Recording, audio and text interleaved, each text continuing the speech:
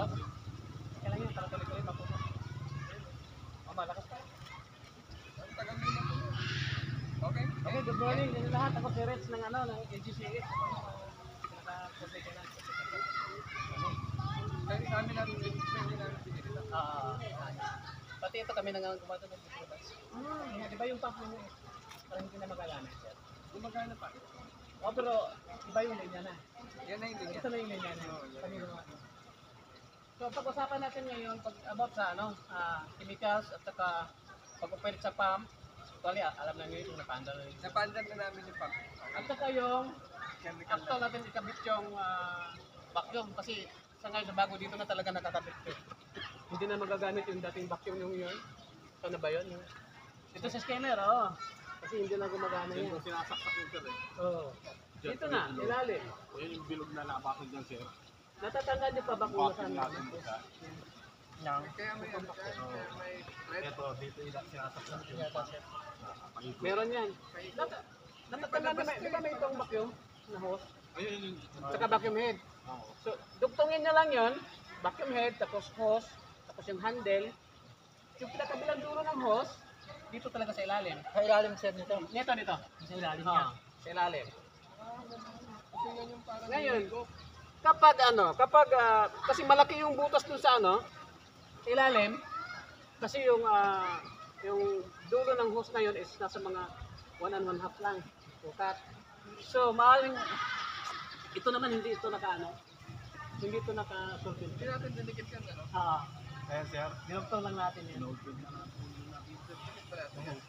O pwede nyo putulin, tapos ibalik nyo lang ulit. Tanggalin nyo lang yung tinga, basta pagputulin nyo. Putulin nyo dito, tapos yung tinga na dito natira, naiwan, tanggalin nyo na lang, sunugin nyo, larambot naman yan. Tanggal. Isatak nyo na lang ulit kung kailan. Para Kasi ito, magmamatch ito doon sa butas ng kabilang dulo ng hose. Magmatch yan. So, pag naikabit nyo dyan, umandar yung makina, ibig yan. hihigop na. Pwede na kayo magpakim-bakim ng gano'n. Saan pupunta yung dumi na? Sa filter po, sir. Papunta tayo mamaya doon kung paano ang ating demo doon para nililinis din kasi natin yung kapag dumumi na yung filter.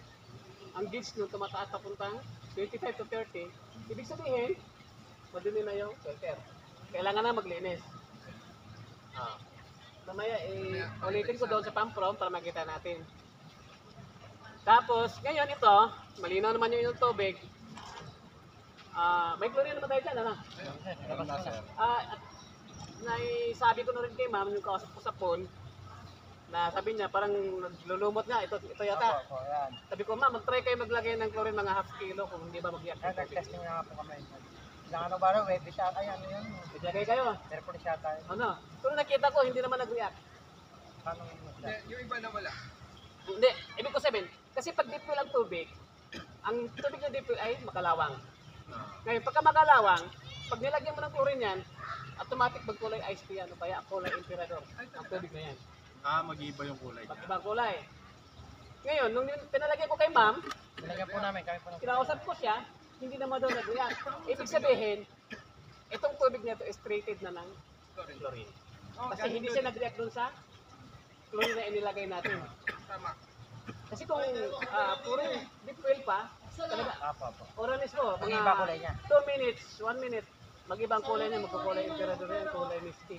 Ganun po yan. Pero eventually mawawala rin yan. Mawawala yun, pero meron tayong gamot na gagamitin para doon. Kung mangyari. Opo, mangyari ganun. Dahil treated na to ng chlorine galing doon, kailangan palagyan ng chlorine. Kailangan pa rin sir, kailangan natin yung maintain ng mga chemical para dyan, para hindi siya tuluyang magkalumot-lumot Mga ganyan. ganyan. Kasi ang lulusaw niyan si chlorine, saka yung dry acid. Yun yung kailangan natin. Siguro dahil malaki ito, mas maganda kung Gaano mga kadami? 3 times a week magbabakyo, mag-apply ng chemicals. Ilang chemicals ang nilalagay na? Ito, tatansahin na lang natin kasi hindi po alam yung sukat ng tubig, hindi po alam yung sukat yung laki, yung lawak. Pwede ka maglagay dito kung ganyan, malinaw naman. Ano po ba, halimbawa, yan, lilinisin muna namin bago kami mag-chemical o Magki-chemical muna. Maglagay ka na ng chlorine kagad yan. bago kami maglinis. Oo, ngayon.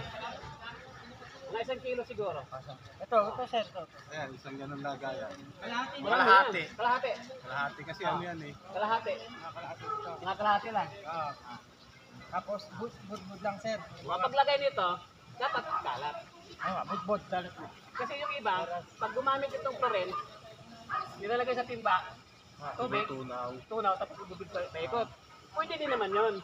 Pwede rin hindi. Oo, pwede rin hindi. Pwede naman yun, kaya lang, ang absorption ng tubig doon ang gamot ng sa tubig, matagal. Kasi ang takbo ng tubig na ibus mo dyan, Diyan lang. unti-unti mabagal na papunta sa gitna, hanggat magpang-abot sila. Opo. Kumpara doon sa ihagis mo, lahat ng part ng tubig niya, no? Kalat mo ng ganon. Ganyan po yung ginawa ko. So kung sino yung napatakan, Bababa yan. automatic na lulusaw niya. Mabilis. Pero yung dinidilyo, pwede din naman yun. Matagal nga lang ang Kaya mas absorption ng maganda yung ganyan. chemical sa tubig. Okay, sir, ganito. Bali, dahil sa ganitong kalaking size, mga Kalahating 1 kilo, 1 kilo every kailan? Wala rin, halimbawa maglalagay po kami ngayon. Ilang days? 1 week? 3 times a week, sir. Ilan? 3 times a week. 3 times a week. Sabado, Lunes. Every 2 days. Every 2 days. Kunyari, lagay ka lunes, ulit ka ng Miyerkules, ulit ka ng Biyernes. Dire-diretso na yun. Diretso yun, maintain. Hanggat ginagamit. Oo, kahit hindi ginagamit.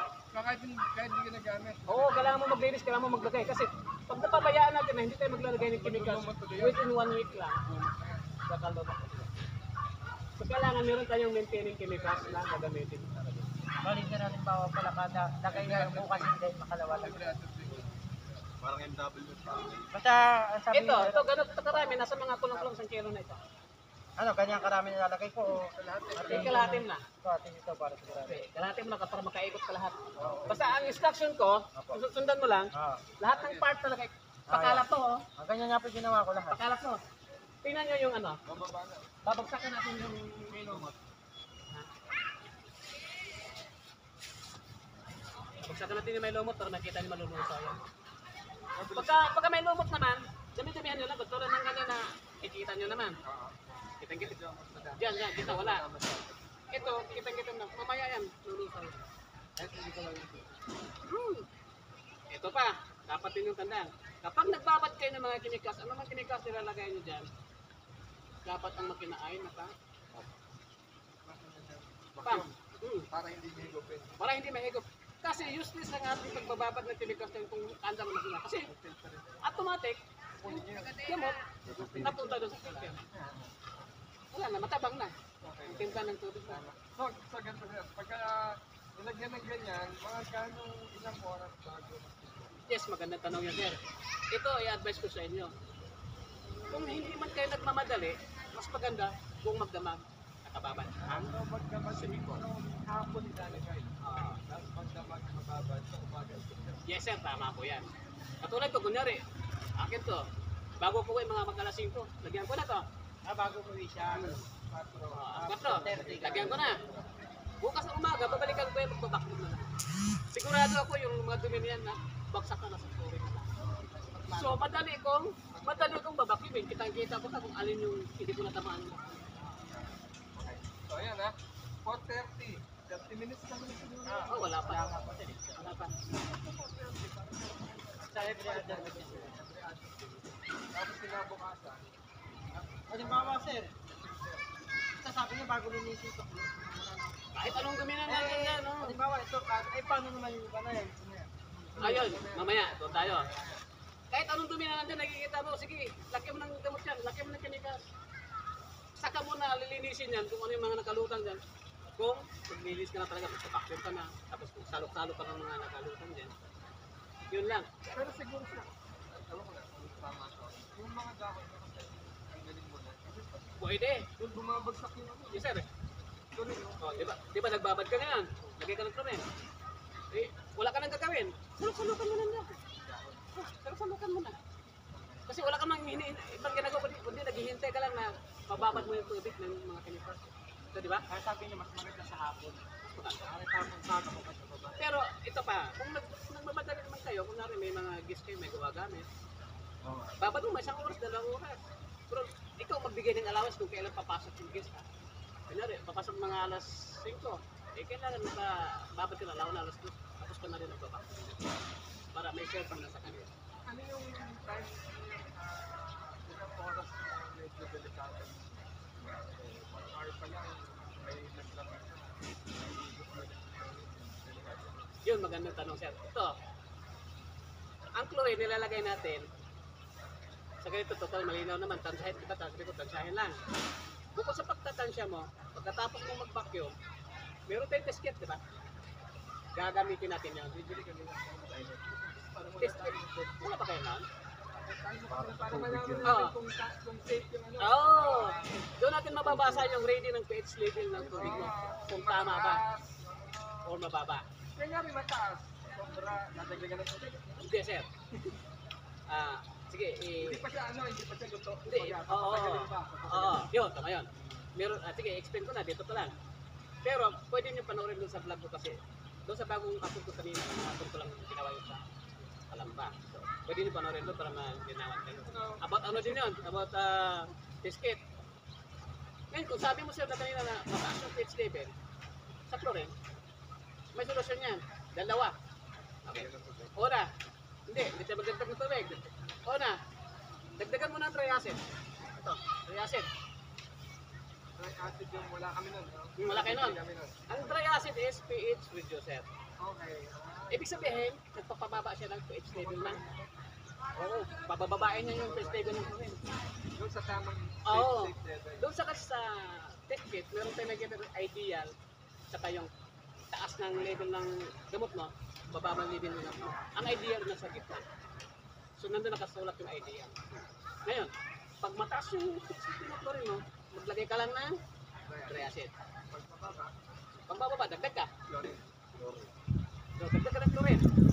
Ngayon, pagka naman ang chlorine ay mataas, bukod sa triacid na ginagamit natin, pangalawang solusyon, paandarin mo yung makina ng matagal-tagal, filtration. Kasi habang nag-filtration ka, lahat ng mga chemicals yan napunta doon sa filtration. O kung hindi mo pa ma-raise yung talagang ideal doon sa test kit, Okay. dagdagan mo yung oras mo. Pagdarin mo yung ano, Oo. pag-test ka ulit. Test ulit. Pag hindi pa normal, Oh, tapos continuous. tagal mo pa. Continuous ang antam ng makina. Hanggang sa ma-raise mo yung ideal. Doon sa... Parang meron yan. Hindi ko lang matatanda. Yung dapat... Wala na yung grip. Ito ba sa ano mo? Nasa ano mo ba yung vlog? Nasa vlog ko sir, mapanood nyo rin. Pinagpilpakan ko. Wala, every other day. Paano naman sir yung gano'n na yun, sir? Yung sinasabing, yung ano kulay, ano ba? yun? Kulay blue. Ano naman lagay niya, ganyan. Sir, pag naglagay niya, maglalagay din yun. Hindi pa sabayin. Pero yung kulay blue kasi, Hindi, halimbawa, every other day, maglalagay ka. ay hindi. Isang beses lang yun. Hanggang luminaw na yung tubig. Ah, ito. Isang beses lang yung alam ko. Kunyari, malinaw na yung tubig mo. Madalas to, every other day ito. Oo, every other day. Ito naman, isang beses sa isang linggo. Hindi yan ha. Para sa filter lang yan. Yung kulay blue na granules din. Ayan, yan. Ayan. Plastic nga sir. Ito yata, doon yata dito sa filter. Sa filter lang yan. Ayan, isang beses lang. Hanggat malinaw na yung tubig mo, hindi na kailangan maglagay ng patatupit. Ngayon, kung sakali magdadagdag ka ulit ng tubig na deep fill talaga yung tubig niyo, maglalagay ka na. Pang ano ba ito sa dito? Pagpalino. Ang copper sulfate, ang trabaho niya, siya yung magpapatay ng tubig kalawang doon sa tubig na deep fill. Siya yung kukunta doon. Parang pampalino pa. Oo.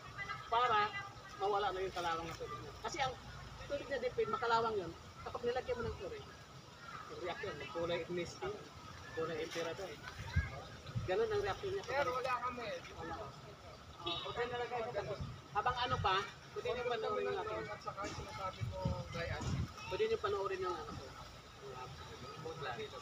Kung dahil wala kami ng test kit, hindi pala kami ng magagamit. Puro kami. Puro kami. Hindi ito sila paglagay ng chemicals niya. Papuntian lang natin. Maglagay ba kayo? Kailan? Tumawag sa'yo. Yun lang? Mga kalating kilo lang yun. Ano, isang araw pa yan. Tagal Ganito lang karami yun sir. Matabang na matabang yan. Ano yun? Ngayon, pwede na ako maglagay. Hindi. Mamaya. Tuloy muna natin yung turo. Ano yung malumutang niya? Ano niyan yung kulay?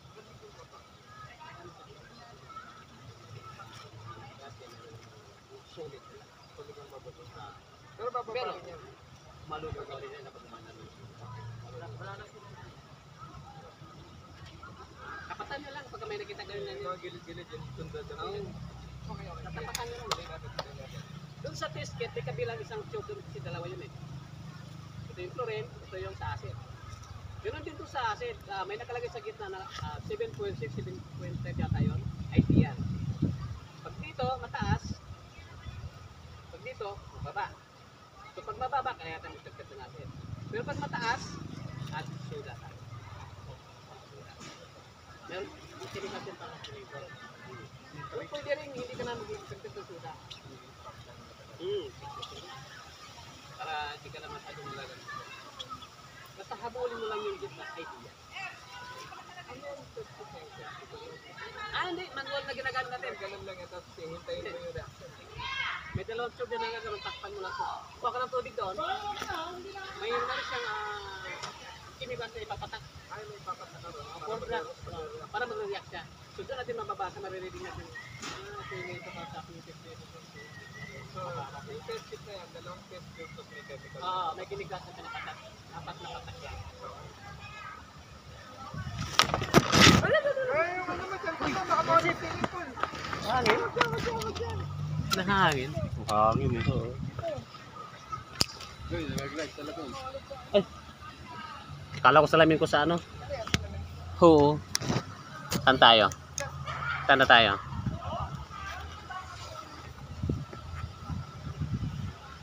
Tapos saan tayo? Anong Okay. So, okay na tayo doon sa ano, Sa yung test kit. ano, yung, ano to, yung isa, anong tawag doon? blue dry acid? Yung dry acid, paano, ano nun? Paano paghagis nun? Yung dry acid, sir, kung Sa magkabi... gano'ng kadami? Kunyari, may laman ba yung timba na yan? Ito? Ayan. Wala. Akin na. Kunyari, ito yun. Mas madami yung dry acid. Kunti lang. Ito. Kunyari, dry acid yan. Ilagay natin dito mga 2 cups na cup noodles. Alam Okay. niyo yung cup noodles? Meron kami dyan. Yung gano'n, nisin, Oo. Meron kami dyan sa 2 or 3, lagay mo dyan. Na, may tubig. na may tubig. Tapos kakanamin mo, kahit kamain mo yun, walang side effect yun. Puno ng tubig yan. Oh, puno yan. Puno. Parang malamig Okay. yun eh. Kinana mo. Pagkakana mo na, natunaw mo na, hindi yan. Hindi yan, wala tayo. Hindi tayo bumili. Pagka kinana mo na, natunaw na, Mhm. tabuin mo. Budbud mo pa ito kasi nito. Hanggat maubos mo yung isang timba. Ikot sa gilid lang. Ikot lang. Pupunta yung sa gitna. Pupunta sa gitna yan. Actually, itong gilid na to, ang gagawin Oo. mo. Ikot ka lang. Ikot ka lang. Tabu-tabuin mo. Hanggang sa makarating ka ulit sa pinanggalingan mo. So, ang takbo nun, habang nag-absorb siya sa tubig ng silikon, pag gitna. Pero nauna na tayo naglagay ng chlorine. Tapos ka na naglagay ng chlorine, isunod mo na naman si dry acid. Magkasunod sila. Magkasunod sila. Lagi. Walang time na pagitan. Okay, okay. Budbud mo, paikot yan. Dalawa pala gagawin. Pagka nailagay mo na, Chlorine, Naglagay tayo ng chlorine sa dry acid. dry acid. Opo. So, tapos ka na naglagay. Katulad na sinabi ko kanina, sabi ko kung hindi kayo nagmamadali, mas maganda kung bumagdamag nakababad. Pero kung nagmamadali kayo, may gis kayo, naghahabol kayo sa oras, palipasin mo lang mga 1 oras, pwede na. Babakyumin mo na. Tapos test mo naman. Test mo Babakyumin mo naman. na. Test mo na. Babakyumin mo na. Tapos, ito, paliguan sila. Pag-test mo, paliguan mo sila. Pero mas maganda may test ano para Pero sigurado. importante yan. Hindi tayo pwede magpaligid. Oo, kasi Ngayon mamaya lang tayo pwede mga sila eh. O, saka may makainom eh. Oo, mga bata pati.